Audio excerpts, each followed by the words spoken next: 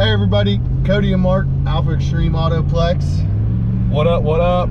It's been a long one. We've been out all day here on Christmas Eve, chasing down some car deals, trying to buy some stuff from some people so they have some extra money in their pocket for the holidays. It's a good time to try to take advantage of the opportunities in front of us, looking for some deals on wheels. Let's just say it's 9:30 and we're still hustling home. So first one that we went and looked at this morning, bright and early, was a Chevy Cobalt. We drove about an hour and a half out of our way,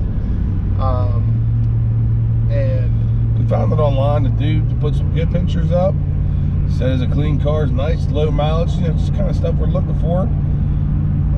We get there and let's just say he's a liar. Pathological. He got it at his mechanic shop, and they told us how good of a deal it was to buy this Chevy Cobalt 2010 with 75,000 miles. He said 75, but it had 85. Yeah, it had 85 on it.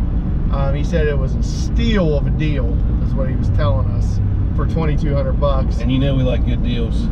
So we went and looked at it, of course. A whole fender was painted the wrong color. The whole car pulled to the right-hand side, which they claim was an alignment. There's no way. It did have those cool Maypop tires though. It had Maypops on them, yep, which is zero tread, if you guys were wondering. You drive home in Maypop, may not. Oh man, one wheel was sunken in farther than the other. I'm telling you guys, you could not see these things in the pictures at all. Could not see it.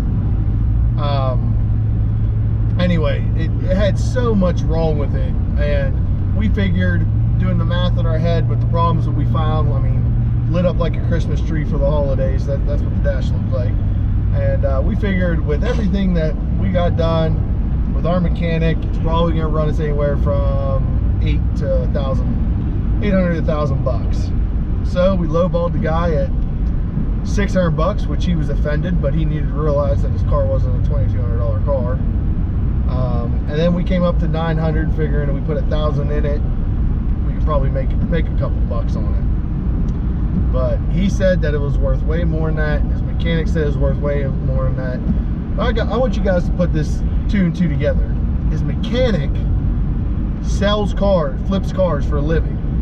So if it was such a good buy, why didn't he buy Why didn't his mechanic buy it, fix it, and flip it?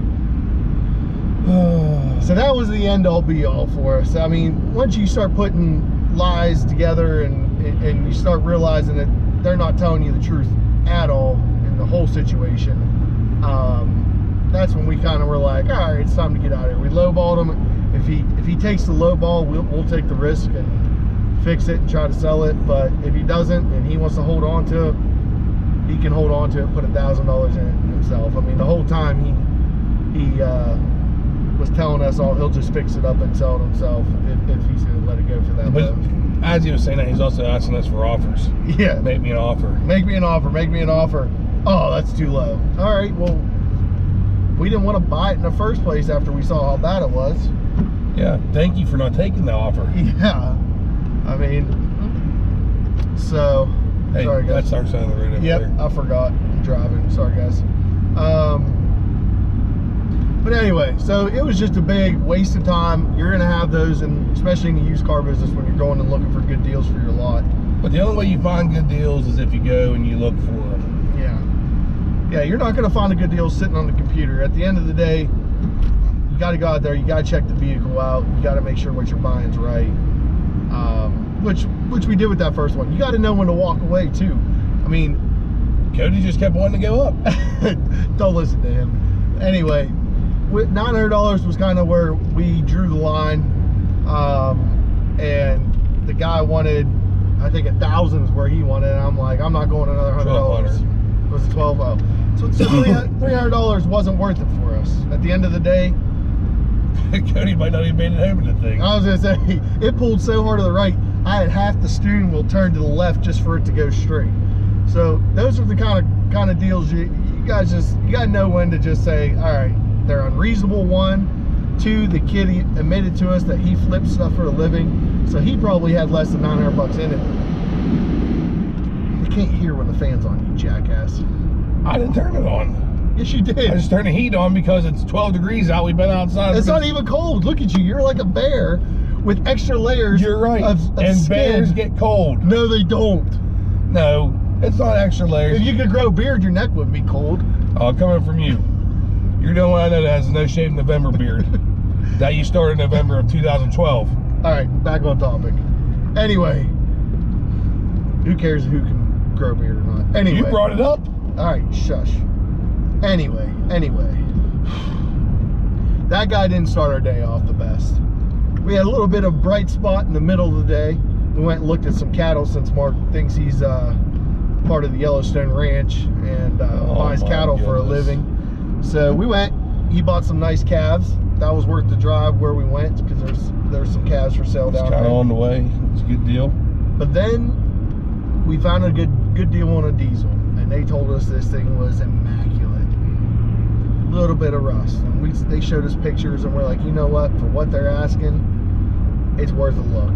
That looks like an Alpha Xtreme deal. It looked like an extremely good deal, if you know what I mean. So we went, took a look at this truck, drove an hour and a half on Christmas Eve to go look at this thing. Oh man, tell them all about it. Let's just say the reindeer were tired when we got there. We get there, we're supposed to meet these people at a truck stop. They call us, they say, hey, the truck, we're having to have it jumped. We're halfway there. So we're obviously already not starting off on the right track. Being that the truck that we're supposed to be buying, they had to stop in midway because it's shut off and they couldn't jump it to get it there. But they kind of told us to begin with that the batteries weren't good in it, so... And they swear it's the batteries. We need batteries. So I said, okay, you know what, whatever. So we ended up, while they were waiting to get it jumped, we ended up driving the extra half hour to them. So we get there on this wild goose hunt. We find them. Truck's there, obviously, they're trying to jump it, it's not jumping. So while we're there, we get out, we look at it. Well, let's just say this immaculate truck missed the immaculate part. Yeah, it was let's just say, in all the pictures, she literally missed all the bad spots. The bed was so cockeyed, I'm telling you, it wasn't even funny. The bed rail is completely rusted through. The thing's sitting on bolts. It's sitting, the bolts are through the bed.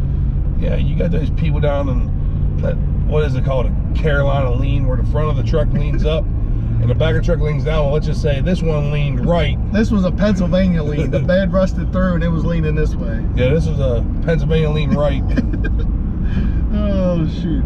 And then I'm like, you know, I better crawl under this thing with how bad this rust is and how this bed is. I better crawl underneath of it, make sure there's no holes in the frame or anything crazy like that.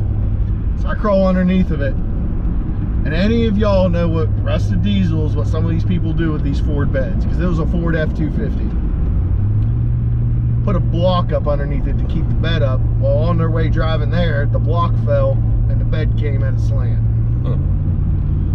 This guy wants $7 grand for this truck. $7,000. Which, if it was as nice as they said, as nice as the pictures looked that they sent me, it probably would be worth the $7 grand. But not with the Pennsylvania lean. Yeah, the Pennsylvania lumberjack lean did not work. When they put the wooden 4x4 holding the bed up, I was definitely saying this is not a good deal. And it wouldn't start. Oh yeah, and then after we jumped it still wouldn't start. So I'll just say it's not the batteries that's the problem. No, we had two trucks hooked up to it. One a diesel, one a half ton, but it should have started the truck. So, moral of the story, that guy did not get $7 grand, but luckily for him and us both, he was willing to negotiate. Yep, we figured out, we found out he needed the money a little more than what we needed the truck. So we got a good deal, and he's paying to get the truck towed to our mechanic, winning. So it only took us 3 hours to figure this all out, and we know we pretty much know what's wrong with the truck and why it's not starting, winning. So we already kind of have the solution. We know we can get a bed for the truck at a reasonable price. I mean, all in all, it's gonna be a good buy, but if we didn't go and look at that truck and we didn't sit there face to face and negotiate and do all that stuff, Am I taking it right here? Straight.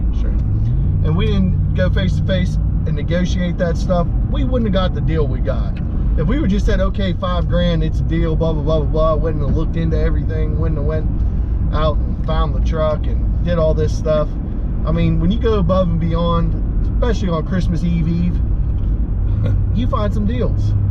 Yeah, because let's just say, as much as Cody's chubby and I'm extra chubby, we still don't like standing out there in the cold. No, not when I could be sitting at home eating cookies, watching football or something. Yeah, and although I enjoyed seeing Cody look underneath the truck and pretend like he knows what he's looking at, you always act like you know it. Fake it till you make it. I still would prefer to be home baking cookies and watching Christmas movies. I know you're not baking shit, but I'm not eating cookies. Sorry. Yeah, same thing. But anyway, I mean, all in all, it's 9:35 at night, and we're just leaving, and we have an hour-and-a-half drive back to our shop, where I drop Mark off to get his truck.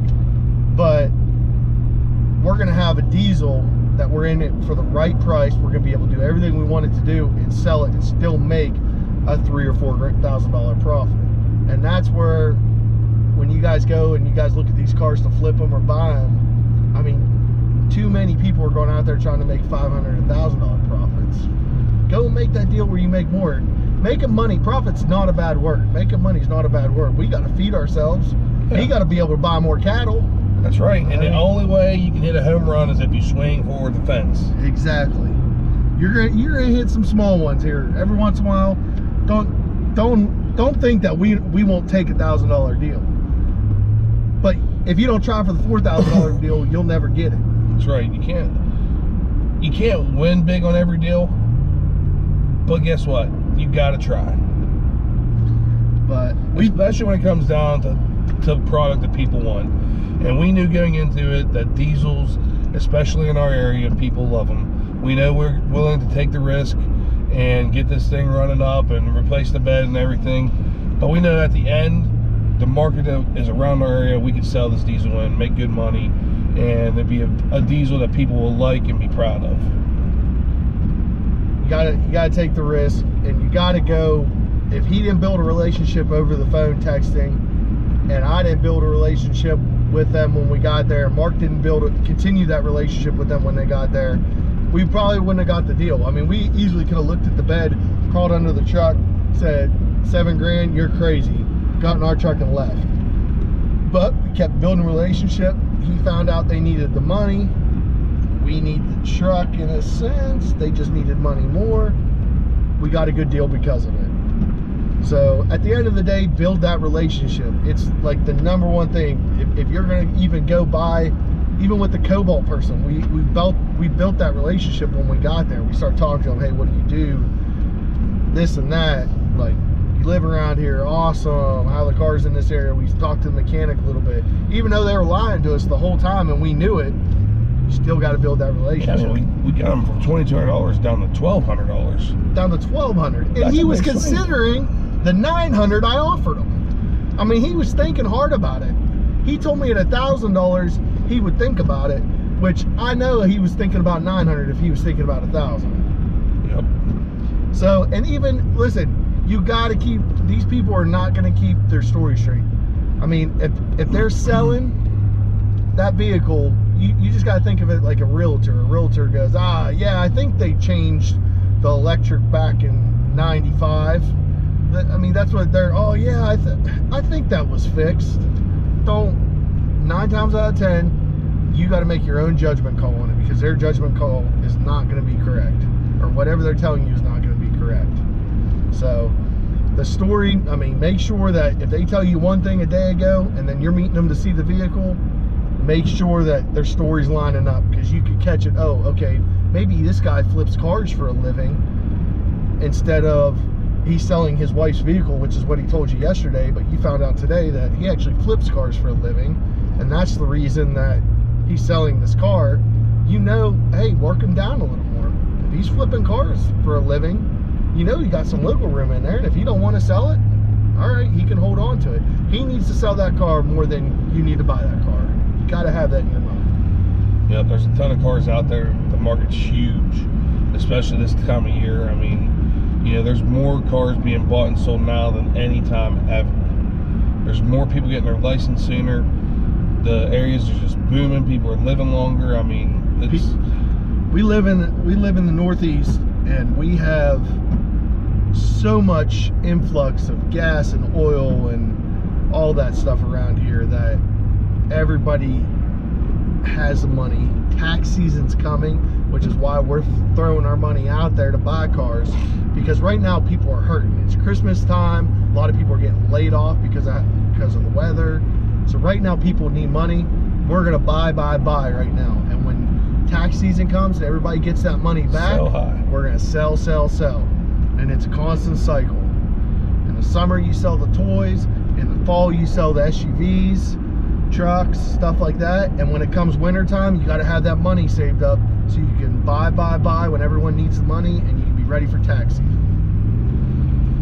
Yep. So speaking of tax season, these people here, they just ideally they're gonna get 2 returns this year. The money just made on that truck, and whenever they get their money from 6 kids they said they had, or whatever it was. Yep, basically. So that's this little journey. Every time we go on these little journeys, we're gonna put a video together for you guys, just to kind of tell you how our used car purchasing experience is going, and so you guys can kind of don't mess up with, don't make the same mistakes we made. I think that's the best way to put it. And we'll let you guys know what's going on our way, where we succeeded negotiating, where we failed negotiating. And if we make a mistake, we're going to tell you. Yeah, if we make trust me, we make a mistake, we will let you guys know. Here's what, right, one quick closing. We've been doing this for years. We've been flipping cars. We worked in the auto business I've been in business for about 4.5 years. Mark's been in it for what, 8? 8, almost 9. 8, almost 9 years. But on the side, we've always flipped $1,000 cars, $2,000 cars here and there. And we went to an auction about a year and a half ago, and we bought a Nissan Versa. Huh. Now this Nissan Versa, we got it for a good price. 2013. 2013, 100,000 miles. We paid $1,000 for it. Didn't start at the auction. We knew it was a battery, or we thought it was a battery. So we buy this thing, get it towed for like $50 over to the dealership we were working at. Towed over to their lot, and I kind of go to town working on it, trying to figure out what I'm going to need for it. And first things first, it needs a battery. We knew that. We knew it from the start. Wouldn't start at the lot, but we knew it needed a battery. It was a county vehicle, so we know they had to keep it somewhat running. Like, it had to be taken care of for a sense. So I go over to AutoZone, purchase a battery, $200. There was another battery that was $280 or $300 or something like that, right, Mark? Mm-hmm. Something like that. I buy the cheaper battery. The guy says, yeah, this cheaper battery works. That one's just a little better. I'm like, I'm flipping this vehicle. What the heck do I need the more expensive battery for? Take the battery over. It doesn't really fit snug in the little battery thing. Hook it up. Got it running. After we had one of the mechanics tinker with some things too. But after about $350, got it running. I mean, it just wouldn't move. I'm like, great. Blown transmission. That's why the county sent it to the auction. Transmission's blown in it. This is awesome. What the heck are we gonna do? So we had to get the car out of there when we couldn't sell it. Oh yeah, we left that dealership, so they're gonna tow it, and I'm like, I'm not paying more money for a vehicle out. We have to replace the transmission. Yeah, we're already almost $1,500 in this thing, and ideally the car's probably only worth $3 grand as it is. You know, I'm not gonna have it towed again and still have nothing to run. It's gonna be a $2,000 transmission. We're end up losing. So a buddy of ours who works in the service department, I don't know if I should call him buddy after this, but works in the service department, said, hey, I'll give you $500 for it. I still work here. They're not gonna tow it if I work here. We said, all right, $500, we'll sign the title over to you, no problem. So we signed it over to him. And I can tell you right now, I don't like losing money. Signed it over to him for $500. We took a $1,000 loser on this thing just because we wanted out of it. We didn't want to worry about it anymore. We weren't working there anymore, so it was just one of those situations. We're done. We don't want it anymore. Yeah, it's like we said earlier, you gotta know when to cut your losses. You gotta know when to stop. Kind of like whenever you're at the gambling table. Yep. You know, if you lose and you're down $400, that doesn't mean you need to bet another $400 to help you get it back. Yep. So we, boom, done. $500 gone. And this guy contacts me a week later. We talked to him on the regular. Contacts me a week later. He's laughing on the phone. And I'm like, I already know what he's laughing at. He's laughing because he got this car running and purring, and it was something we messed up. We really didn't mess up. The guy said, yeah, AutoZone messed up. I messed up. Personally, I'll take it. I bought the cheaper battery. Cheaper battery ended up being a large tractor battery, and it didn't go with the car. But there wasn't enough cranking amps. Yeah, for some reason with the VIN number, when it pulled this battery too. So it didn't have enough cranking amps. This guy figured it out. Took my battery that I already purchased over there, paid $80 more for the more expensive battery. So he only has an extra $80 invested. Puts it in it, did a few small, more like little tinkering, got things working a little smoother. I think he said he was in at $1,000. He put an extra 500 in it and sold the car for $39. So right there, should we have messed around with it? Maybe. We had a technician look at it. Technician told us that it was the transmission. A certified tech. Yeah, so I mean, at the end of the day, I won't use him again, but also, like, sometimes you lose. And my thing is, if you're going to buy the battery, make sure you have the right battery, and I'll double check that from now on. Trust me, I'll make sure when I go to Advance Auto and the dude turns the screen around and says there's 2 batteries, I'll say, well, which one does it call for? Which one does it suggest? Because it will suggest a certain battery. So, and if it doesn't fit snug in the battery port or section, it's probably not the right one. It's probably not the right battery, because mine didn't fit snug. So, so that's the horror story for us. But this video is getting kind of long, so we're gonna cut it off there, and we'll make sure we shoot the next one. We'll actually shoot a video on that Ford for you guys. It's gonna go straight to the shop tonight, but I'm thinking we should have an answer on it by probably Friday. You think? Depends on what their schedule's like with the holiday and stuff. Yeah, we'll see. Whenever they get that sucker up and running, I don't think we're gonna have them do too much of the body work or anything on it. So when they get it up and running, I'll shoot a video around that Ford that we got, just so you guys can see, kind of put a picture to what we're talking about with this thing. But other than that, this is Cody and Mark from Xtreme AutoPlex. Stay tuned. We're gonna keep these videos rolling. Main thing we're gonna do on these videos is kind of show you guys our everyday operations of running a used car dealership. We just started, so I mean, our dealer license is on its way. I mean, that's how new we are. We've worked in the car business, but we've never owned our own, so we're going to kind of go through all the different steps and everything on what we're doing to get this business up and running, hopefully be successful. So stay tuned. Have a good one. Later.